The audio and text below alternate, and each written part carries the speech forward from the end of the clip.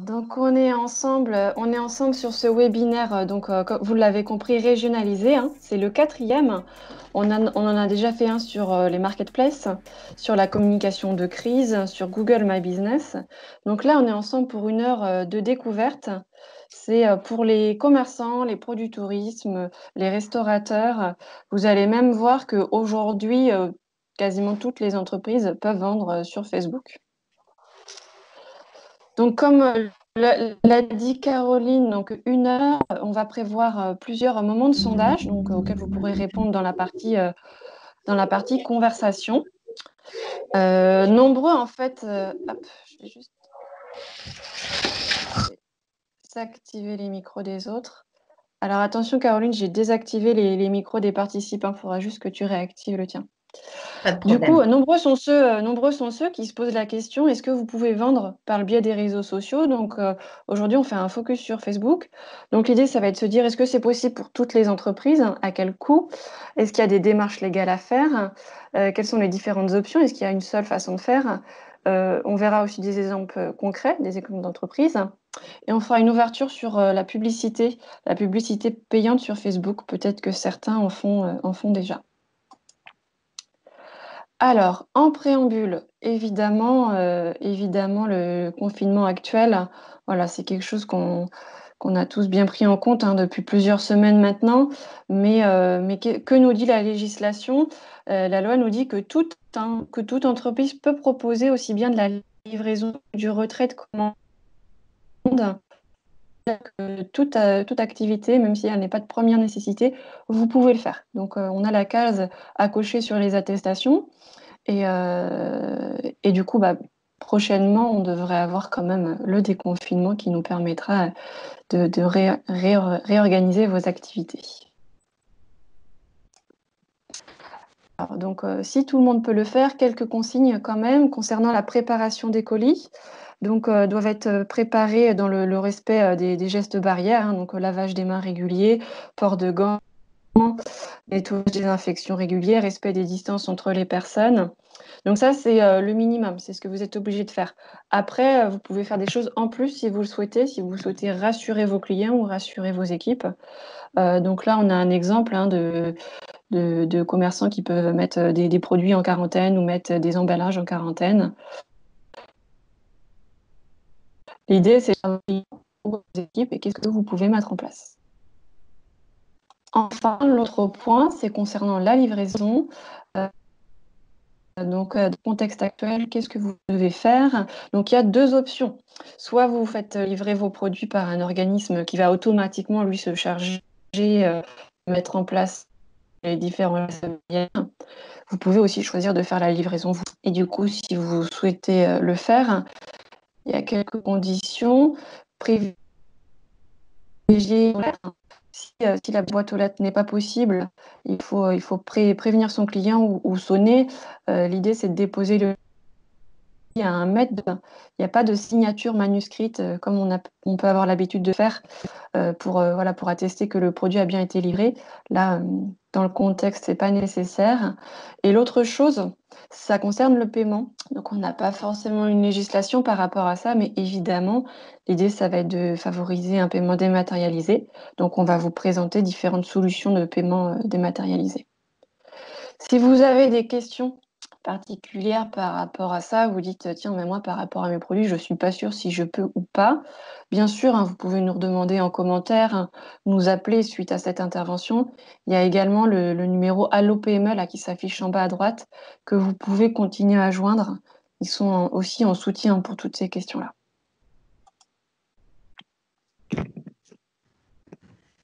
Alors, vous êtes plusieurs à vous exprimer sur les problématiques de son. On va avoir du mal à répondre à toutes ces questions sur les questions techniques. C'est vrai que ça dépend beaucoup de votre connexion et puis également du nombre de personnes connectées sur notre webinaire. J'espère que ça ira mieux pour certains d'entre vous. Je vois aussi qu'il y a des difficultés sur le diaporama. Rassurez-vous, ces éléments seront disponibles ensuite sur nos sites web, à la fois la présentation en téléchargement et également l'enregistrement du webinaire. Donc, on enchaîne. Cela dit, pourquoi est-il intéressant de vendre sur Facebook? C'est un secret pour personne, vous le savez également déjà tous. D'abord parce que c'est le réseau social avec le plus grand nombre d'utilisateurs, 2,45 milliards d'utilisateurs actifs mensuels. En France, le réseau social regroupe pas moins de 35 millions d'utilisateurs et plus de 28 millions d'utilisateurs quotidiens. Tout ça, ce sont des sources Facebook qui sont communiquées régulièrement. Autant dire que pour toute marque, il est finalement indispensable d'y être présent. C'est également indispensable pour les e-commerçants, puisque vous pouvez utiliser Facebook pour vendre ou pour promouvoir vos produits, ou les deux évidemment. Et l'autre élément très intéressant dans ce réseau social, il est, je dirais, lié à son mode de fonctionnement, puisque les utilisateurs y dévoilent leur vie. C'est l'autre élément qui me fait dire qu'il est possible et même indispensable de s'y trouver pour vendre. C'est l'utilisation, je dirais, centrale pour vous en ce moment, évidemment, puisque avec un simple clic, avec les boutons like, avec les boutons j'aime, les internautes, les mobinautes affirment leur affinité envers les marques, envers même vos concurrents. Et l'avantage de ce système, c'est qu'en ciblant correctement votre communication, il vous sera possible d'aller toucher des internautes qui ont une appétence pour vos produits, votre secteur d'activité, vos services, ou bien pour les produits et services de vos concurrents, et donc de se positionner. On verra un peu comment dans la partie notamment publicité qui sera abordée au cours de ce webinaire. Ensuite, pourquoi se lancer? Quelles sont les bonnes raisons? On en a vu au moins une, c'est le nombre d'utilisateurs. L'autre raison, eh bien, c'est que si il y a quelques fonctionnalités payantes, notamment la publicité, pour le reste, tout est gratuit. Et puis également, c'est quand même assez facile de se lancer. On peut créer une page Facebook rapidement, y présenter ses produits, ses services, y déposer des fiches produits avec des photos, des prix, un descriptif détaillé. C'est ce qu'on va voir avec Charlotte dans un second temps. Et puis, il y a également des fonctionnalités autour de la mise en avant des offres qui peut être intéressante. Et pour communiquer sur des offres spéciales du moment, par exemple, si vous avez dans cette période des mises en avant particulières à faire, du déstockage. Je pense par exemple aux jardineries, je pense à des produits de saisonnalité, voilà, qui permettent de mettre en avant un certain nombre de produits et d'offres. Qui peut vendre? Charlotte a un peu dit en introduction d'ailleurs, finalement, vous êtes très nombreux à pouvoir vous positionner sur Facebook, les commerçants, les cafés, les hôtels, les restaurants, vers des exemples. Il y a aussi des agriculteurs qui se sont lancés, des maraîchers, évidemment des offreurs de services. Toutes les entreprises peuvent utiliser la plateforme pour mettre en avant leur offre de services et leurs produits. En revanche, il y a une limite actuellement, c'est que le paiement ne peut pas se faire directement sur Facebook. Du coup, évidemment, vous n'avez pas de démarche légale à prévoir sur la plateforme en elle-même, mais on verra que vous devez vous inscrire dans un cadre. On le décrira un petit peu. Donc, on va voir avec ensuite les différentes options qui s'offrent à vous suivant la situation dans laquelle vous vous trouvez actuellement. En effet, pour certains d'entre vous, vous avez déjà une boutique en ligne, qu'elle soit positionnée sur un site e-commerce ou bien que vous utilisiez une marketplace. Et vous allez pouvoir très facilement mettre en avant dans la boutique tout ou partie de ce que vous avez déjà dans votre site e-commerce. Et puis pouvoir l'utiliser, cette boutique Facebook, pour mettre en avant des offres spéciales. Mais vous pouvez aussi, pour le moment, avoir uniquement un site vitrine et pas de site e-commerce, ou bien même, vous pouvez être simplement présent sur ce média social. Mais vous allez pouvoir, grâce à la communauté de fans que vous avez développée, capitaliser et commencer à rentrer dans une nouvelle relation business avec vos clients. On a choisi d'illustrer ces 3 situations par quelques exemples avant de commencer sur la création de votre boutique. 3 exemples qui utilisent Facebook différemment. Le premier, une jardinerie qui a mis en avant la boutique et qui a décidé notamment justement de faire des offres autour de sa saisonnalité, pardon, et son déstockage de plantes pour la période de printemps, des plantes qu'il faut mettre en avant pour la période de printemps. On a un autre exemple d'une pâtisserie artisanale dédiée aux intolérances alimentaires qui communique, elle, sur sa zone de chalandise, qui est évidemment plus large que celle d'une pâtisserie classique et qui a donc décidé de mettre en place un processus de commande et surtout un processus de livraison et qui communique sur sa zone de livraison dès sa page Facebook pour que ses clients puissent commander. Et enfin, une épicerie bio qui, elle, n'a pas de site internet ni de site e-commerce et qui a tout simplement mis en place un petit processus qui permet de commander et de venir chercher sur place via un click and collect les paniers commandés en ligne.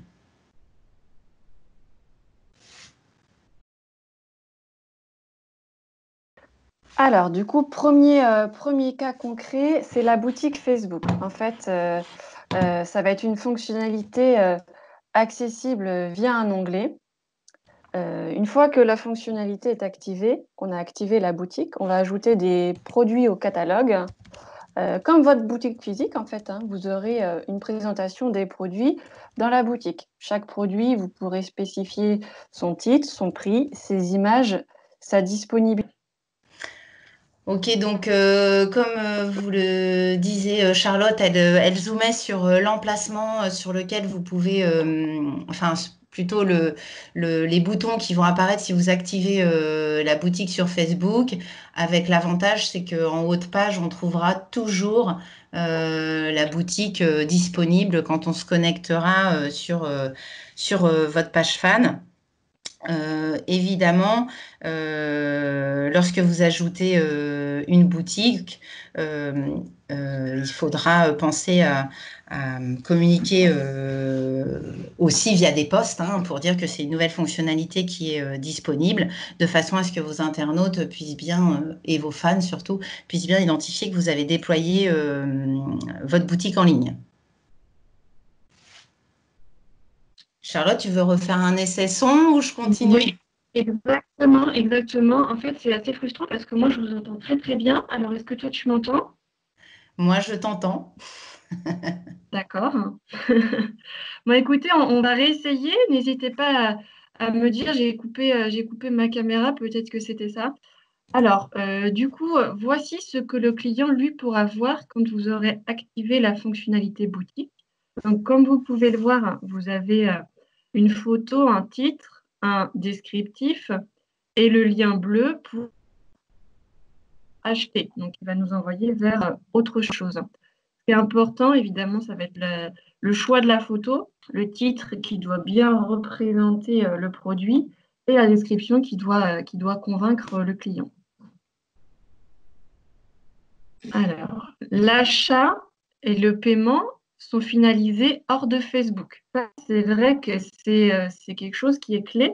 Donc, aujourd'hui, le client, il voit le produit sur la boutique Facebook et ensuite, le petit bouton bleu là qu'on a vu juste avant qui permet d'acheter va nous emmener sur une autre. Donc là, on vous a détaillé toutes les options possibles et puis ensuite, on va revenir dessus ce qu'on peut mettre. Mais la suite de l'achat peut se faire sur votre site internet habituel, si vous en aviez. Ça peut être sur votre site vitrine, mais vous n'aviez pas de solution, donc on va pouvoir vous en proposer qui sont rapides à déployer. Ça peut être aussi un paiement via Messenger, par exemple, vous demandez un virement. Donc, on va aborder la partie effectivement des possibilités si vous n'avez ni site e-commerce ni marketplace. puisque si vous êtes simplement présent sur le web via un site vitrine et une page fan, vous avez aussi des possibilités qui s'offrent à vous pour utiliser Facebook comme un vecteur de business pour votre commerce ou bien également vos activités de service ou encore votre restaurant, puisqu'il y a des choses qu'il est possible de faire même dans cette situation. Et on va voir ensemble quelles sont à la fois les informations essentielles qu'il va falloir que vous partagiez avec vos clients et également quelques éléments de cadre à la fois en termes de légalité, mais aussi de paiement pour utiliser Facebook au service de votre activité. Donc, qu'est-ce que vous pouvez proposer ? Vous pouvez proposer évidemment de mettre en avant une sélection du jour, une sélection de la semaine, que vous pouvez d'ailleurs, avant de la mettre en avant, tester. Est-ce que ce concept peut plaire en couplant avec la solution Instagram qui vous permet rapidement de tester votre communauté en lui posant des questions assez simples. Donc ici, c'est un petit sondage. Est-ce que vous êtes intéressé pour venir récupérer à la boutique des sélections d'articles que vous pouvez réserver via Instagram? Donc, au lieu de déployer du conseil client en physique, on voit bien que dans cette boutique, on échange à la fois sur Facebook, à la fois sur Instagram, et puis on a mis en place un click and collect avec 2 créneaux par semaine pour venir chercher une sélection d'articles. Qu'est-ce qu'on peut proposer d'autre? On peut proposer, par exemple, et il y a beaucoup d'initiatives qui ont fleuri avec cette période difficile liée au confinement, on peut proposer des bons d'achat à consommer post-confinement.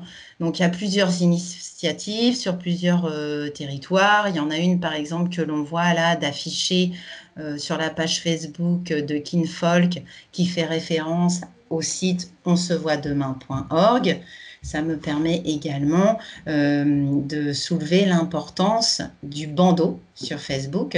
Ce bandeau qui apparaît en haut de votre page fan, effectivement, c'est là où vous devez déposer le message essentiel du moment, puisque c'est la première chose que les internautes vont voir de votre présence sur Facebook. Donc, il est important que ce bandeau il soit vraiment bien construit et qu'il fasse référence à l'activité que vous déployez en ce moment. Donc, je parlais des différentes initiatives qui ont fleuri autour des bons d'achat, autour de solidarité notamment, et vous en avez également d'autres. Il y a par exemple les sites Sauvons nos commerces, il y a le site aussi soutien-commerçant-artisan qui permet, si vous n'avez pas vous-même de plateforme e-commerce, de mettre à disposition des bons que vos clients vont pouvoir consommer puis payer pour soutenir vos activités. Donc, il y a également des initiatives plus ciblées. Là, il y en a une qui s'appelle J'aime mon bistrot, où on peut carrément commander en ligne son café crème au comptoir, son verre en terrasse et venir le consommer quand enfin nous pourrons retrouver une vie sociale plus déconfinée et plus normale que maintenant. D'autres initiatives au niveau de la restauration, là encore, des restaurateurs qui préparent le déconfinement avec l'annonce sur leur page fan de menus à emporter à partir du 11 mai avec des nouveaux formats. Donc là, on a un exemple à la fois de ce qui est publié sur la page fan et puis également ce qui est mis à disposition sur le site vitrine. Hein. C'est un site qui ne propose pas de e-commerce.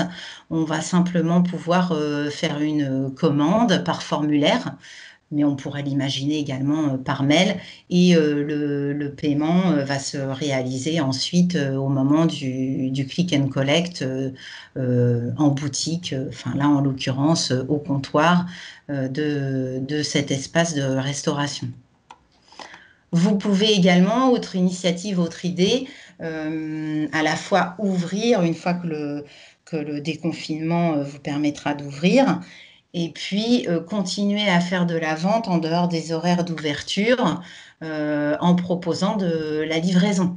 Voilà, ça peut être de la livraison adaptée au contexte, ça peut être des paniers apéros quand on sera autorisé à être 10 à la maison. Enfin voilà, il peut y avoir des idées autour de cette actualité du déconfinement, et vous pouvez proposer des compléments au-delà de l'ouverture, des heures d'ouverture de votre commerce. Alors, quelles vont être les informations essentielles à partager avec vos fans, vos clients potentiels? Bon, évidemment, dans les informations essentielles à partager, il y a d'exprimer un processus de commande clair. Voilà, d'indiquer à vos internautes comment il faut qu'ils commandent. Est-ce que c'est par mail? Est-ce que c'est par formulaire? Est-ce que c'est par Messenger? Est-ce que vous partagez un fichier Google qui retrace la totalité de vos produits et dans lequel ils vont pouvoir, par exemple, saisir une quantité et vous l'envoyer par mail? Ça, c'est une possibilité. Il faut également préciser comment va se dérouler ou la livraison ou le processus de retrait. Est-ce qu'il y aura des créneaux horaires? Est-ce qu'il faut prendre rendez-vous? On a vu, par exemple, fleurir des initiatives de prise de rendez-vous dans des créneaux proposés dans un doodle, par exemple. Voilà, il faut également rassurer sur les mesures sanitaires, les gestes barrières que vous avez mis en place à la fois dans la phase de préparation de vos expéditions, mais aussi dans la phase qui va suivre, si vous mettez du click and collect en place, de bien rassurer vos fans, vos clients sur ces éléments. Et il y a un élément qui est intéressant dans Facebook et qu'il me semble important que vous puissiez exploiter, c'est la FAQ, puisque via cette FAQ, vous allez pouvoir répondre aux questions que la plupart de vos clients se posent et peut-être ainsi diminuer le volume de messages sur ces questions standardisées, de façon à concentrer votre énergie sur la réponse à la préparation des commandes, sur l'envoi de liens de paiement qu'on va voir par la suite. Donc les questions les plus fréquentes, on vous engage vraiment à utiliser la FAQ de façon à ne pas être saturé de messages et à concentrer votre énergie sur les tâches à valeur ajoutée. On vous a illustré également justement quelques informations là au travers d'un exemple avec une pâtisserie qui a dès sa page d'accueil vraiment bien explicité ce qu'elle fait, son coût de livraison, sa zone de livraison. On voit également la clarté de son formulaire de commande et puis on regarde également ce qu'elle a décidé de mettre en place sur sa page Facebook avec une communication où on identifie très clairement, ah bah oui, je peux me faire livrer. Ils ont mis un processus de livraison en place.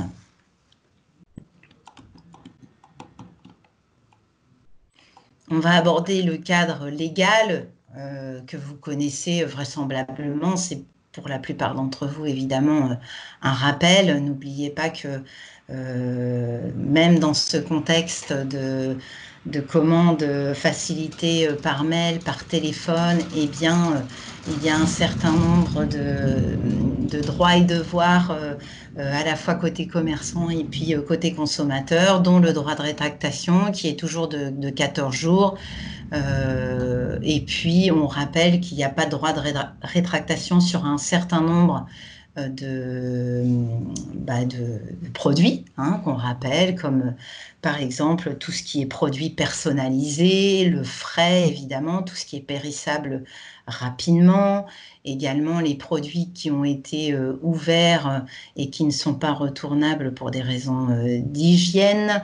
Il y a des cas très très spécifiques aussi de produits dont les prix sont soumis à des variations. Là, on prenait l'exemple, par exemple, des grands crus, où effectivement, si la livraison est différée et que le prix a changé, il n'y a pas de rétractation sur ce type de produit. Il y a également la possibilité enfin, il n'y a pas, pardon, de rétractation sur des produits ouverts de type CD, DVD, logiciel.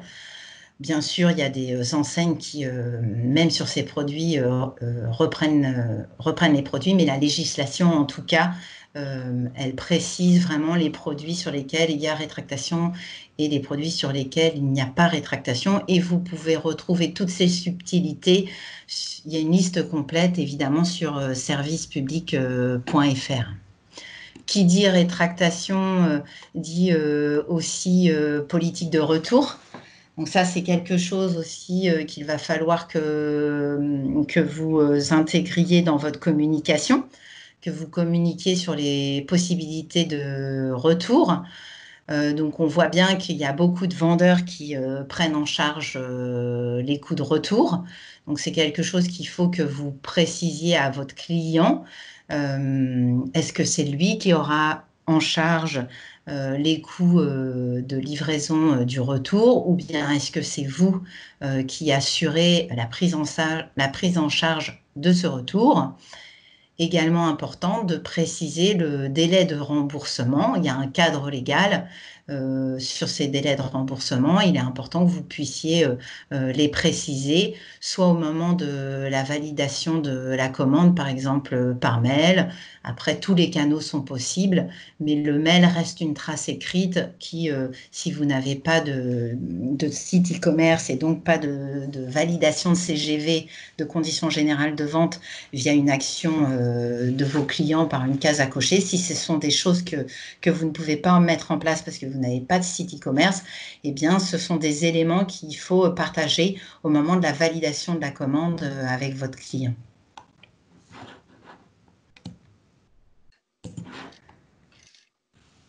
Alors, un petit récap également sur la notion de prix. Puisque tout ça, quand on est dans un panier sur un site e-commerce, c'est assez simple, hein, on valide sa commande, on a un montant du panier, on a également le choix parmi des conditions de livraison avec les prix de ces conditions de livraison.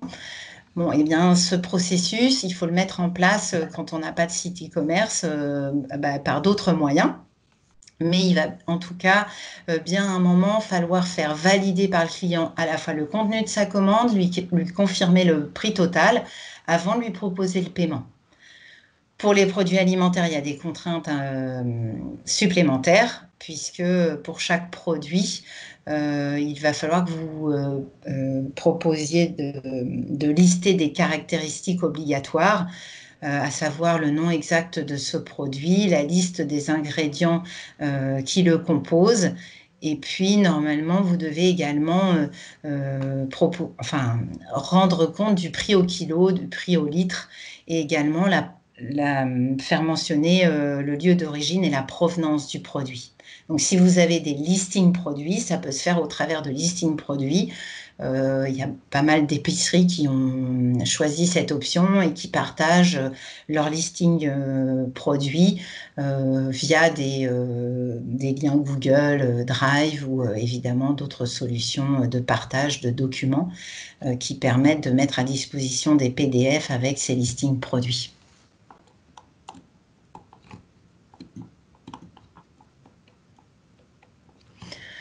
On va aborder la partie des moyens de paiement, puisque si vous n'avez pas de site e-commerce, qu'est-ce que vous allez pouvoir proposer comme moyen de paiement? Quelles sont les solutions que vous allez pouvoir mettre en œuvre?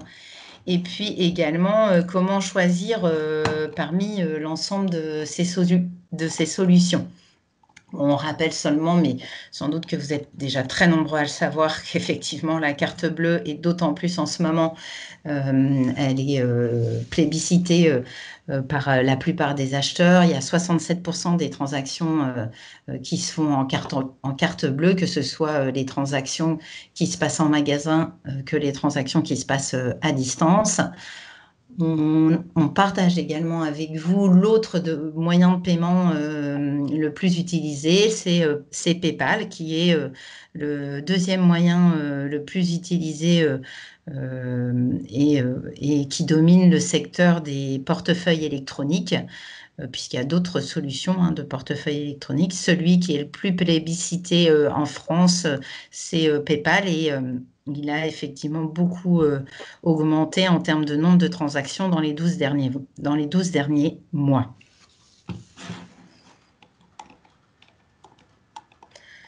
Donc, pour faire votre choix parmi toutes les solutions qui vont s'offrir à vous de façon à partager un paiement par téléphone ou par mail, pour faire le choix, soyez attentifs aux taux de commission et aux frais qui sont appliqués sur ces différentes solutions de paiement.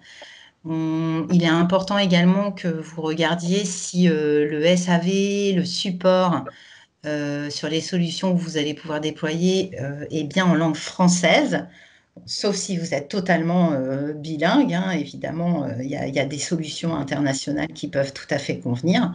Et puis, l'autre point de vigilance, c'est de regarder l'ergonomie, la facilité d'usage de l'outil. La plupart des offreurs de solutions de paiement publient sur leur site des vidéos de prise en main. Donc, il est important de visionner ces vidéos de prise en main pour vous construire une opinion sur l'ergonomie, la facilité d'usage. On vous cite quelques solutions. Des solutions assez anciennes qui étaient utilisées par notamment les VPCistes qui, quand ils faisaient encore de la vente par catalogue, mais ces solutions, elles existent encore et elles permettent notamment de faire de la proposition de paiement par téléphone, mail ou message privé. Et elles offrent un paiement sécurisé, donc on peut citer parmi une solution plus ancienne Monetico, mais il y a aussi d'autres solutions. Solution très simple où vous fournissez par exemple un lien de paiement par mail que vous partagez avec le client qui vient de vous valider la commande. Donc finalement, vous allez partager un lien de paiement qui retrace le montant de la commande validée auquel s'ajoutent les frais de livraison si vous avez une commande avec livraison. Et via Lydia ou Click and Pay, ou même PayPal d'ailleurs, vous allez pouvoir partager ce lien et par simple clic sur ce lien, votre client va pouvoir procéder au paiement de la commande. Il existe bien d'autres solutions comme Stripe, comme ePay, également il peut y avoir des solutions qui vous sont proposées par vos banques. Il existe des solutions comme PayPlug, comme PaySideCash, comme PayGreen. Vous allez en trouver effectivement de nombreuses. Nous, on en a mis en lumière quelques-unes ici qui ont été déployées par des commerces qu'on a accompagnés dans nos différentes expériences sur les territoires des Pays de la Loire.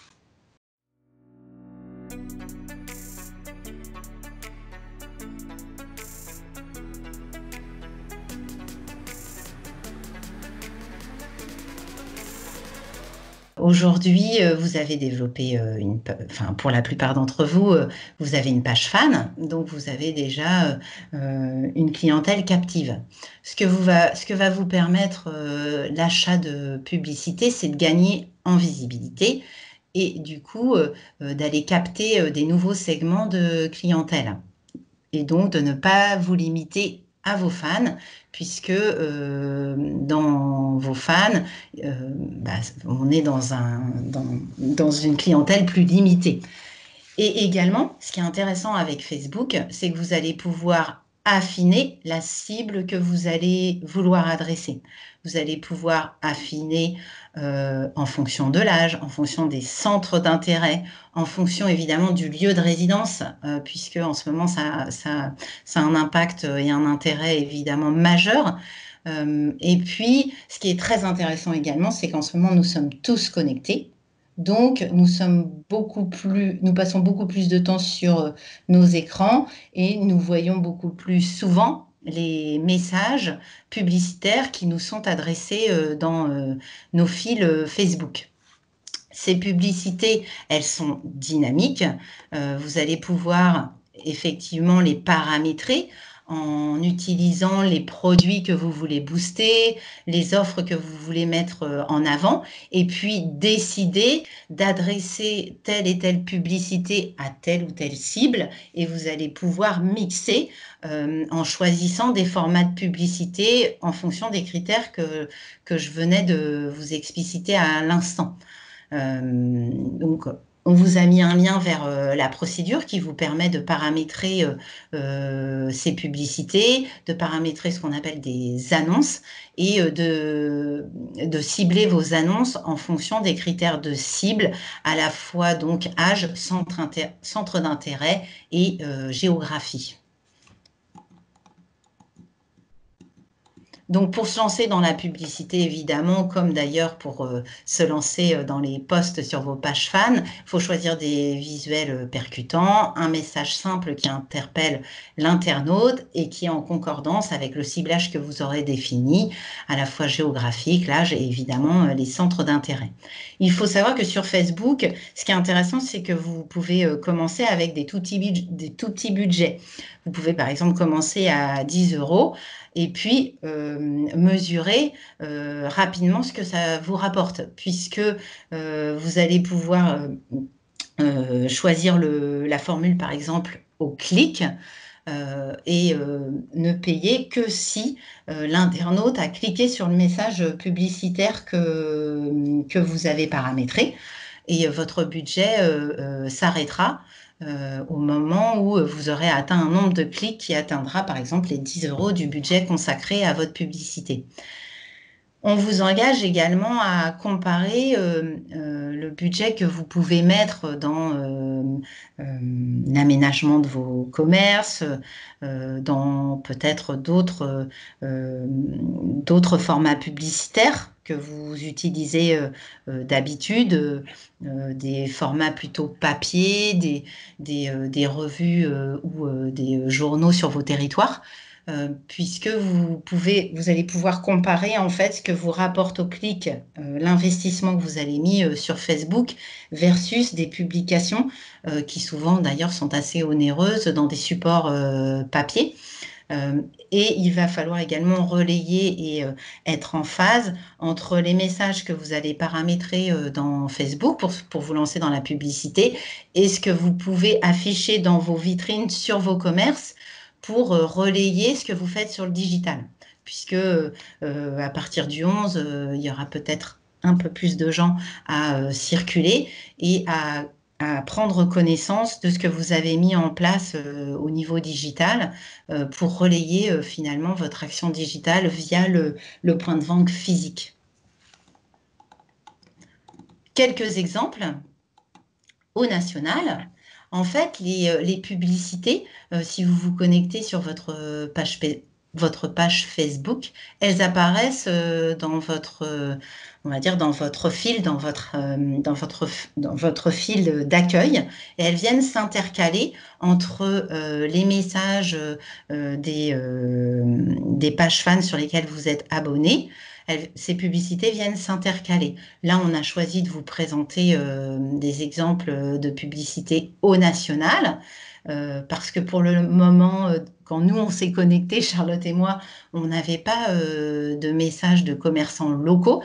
On trouve également un autre exemple là, avec Chocodic, qui a décidé également de faire des messages sponsorisés. Un exemple plus ancien qui était au moment de la période de Pâques. Donc on voit bien que la saisonnalité, elle a aussi beaucoup d'importance. Vous pouvez très bien choisir, si vous avez des produits saisonniers, de lancer des campagnes de publicité adaptées à cette saisonnalité sur une période courte sur laquelle vous espérez un volume de vente parce que vous êtes sur des produits à forte saisonnalité. Donc là, il y a l'exemple des chocolats. Finalement, la jardinerie aussi, ça pourrait être un exemple. Investir sur la publicité sur une période courte pour déstocker des produits qu'il faut absolument vendre sur cette période. je faisais référence à comment vous pouvez relayer vos actions digitales sur également vos points de vente. Il y a plusieurs façons de les relayer. Là, on voit des illustrations. Ça peut être le comptage de vos fans. Ça peut être également des opérations commerciales que vous mettez en place en disant que vous réalisez des remises à chaque fan, à chaque centaine de fans supplémentaires. Voilà, ça peut être des petites astuces pour créer du web to store ou du store to web. En ce moment, on est plutôt dans une démarche inversée.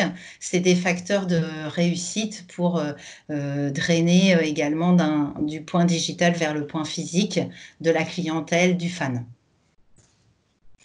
Ça peut être également intéressant puisque via le digital, vous allez pouvoir plus facilement aussi mesurer l'efficacité de vos actions avec les statistiques qui sont mises à votre disposition. Donc de lier le physique au digital, ça a aussi cet intérêt. Notamment l'utilisation du flash code. Elle permet de montrer que c'est parce que quelqu'un est passé sur le point physique que vous avez eu cette conversion ensuite dans le digital. C'est l'intérêt du flash code.